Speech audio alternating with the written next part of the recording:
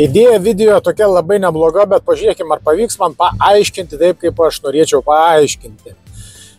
Nes čia yra tokia tema svarbi, kad tikrai nenorėčiau susimauti, tikrai nenorėčiau kalbėti vien dėl to, kad girdėti savo balsą, nors ir be galo tai mėgstu. Šiąnakt labai mažai miegojau ir tokia man priminė dalyką, nes patyriau tai savo kailiu. Sakau, reikėtų apie tai pakalbėti. Tai yra, kas daro su mūsų organizmu, jeigu mes normaliai neišsimiegam, nepailsim. Esu alkanas kaip žvėris, tikra ta žodžio prasme. Ta prasme, nesu dabar alkanas, nes privalgiau tiek ir dar ant viršaus tiek, kiek nereikėtų. Ir žinau, kad jūs lygiai taip pat elgėtės. Iš patirties savo ilgos galiu pasakyti, kad lygiai taip pat elgėtės. Visi, kas turit problemų su svoriu, jūs dažniausiai ignoruoja tą dalyką, einat, ieškot kažkokių programų, sportuojat, vargstat ir badaujat ir ko tik tai nedarot, bet jums labai sunkiai sekasi, todėl kad jūs nesusitvarkot su baziniais paprastais dalykais, kuris yra numeris 1 yra miegas. Normaliai atsigulti laiku ir išmiegoti. Ir kas tada darosi su mumis? Jeigu mes nepailsėję esam, jaučiamės pavargę, mūsų kūnas natūraliai prašosi kalorijų, energijos tos, nes mums jos labai trūksta. Yra tokie keli hormonai, grelinas ir leptinas. Netgi tie pavadinimai tokie gražus. Grelinas, tai yra alkio hormonas, verčiantis mus valgyti, kuris gaminamas skrandyje ir jisai nubunda, kai tas mažas žvėriukas, kai mes nepailsim. Ir tada mes turim leptiną.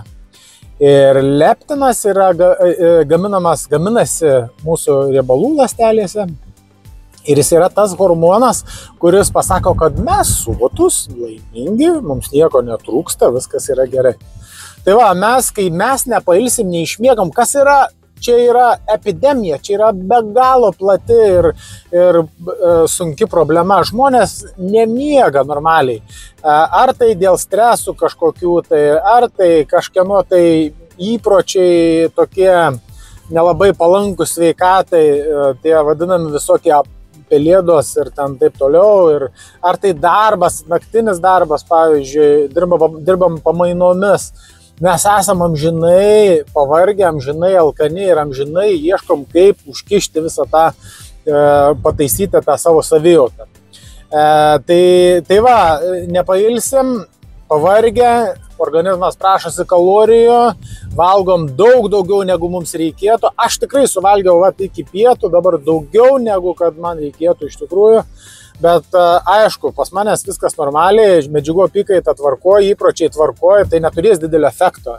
Ir aš žinau, aš rytoj poryt grįšiu vėl į savo vėžes, vėl miegosiu, vėl viskas tvarkoja bus ir pasibaigs.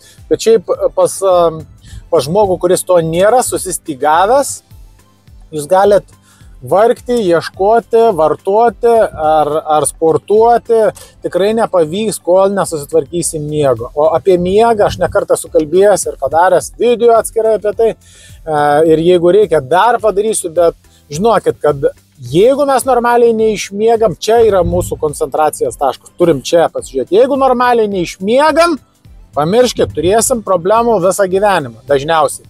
Aišku, būna ten, kad žmonės dirba ten naktiniam pamainom ar nemiega ir jie yra kūdi, bet čia yra išskirtiniai tokie atvejai ir nebūtinai iš sveikatos tai yra, dažnai būna vėl dėl kažkokių hormonų disbalanso, tas mūsų svoris laikosi žemės, bet jeigu šiaip viskas normaliai, tai būtina pailsėti gerai, kad turėtumėm normalią medžiagų apykaitą ir palaikytumėm normalų kūno svorį.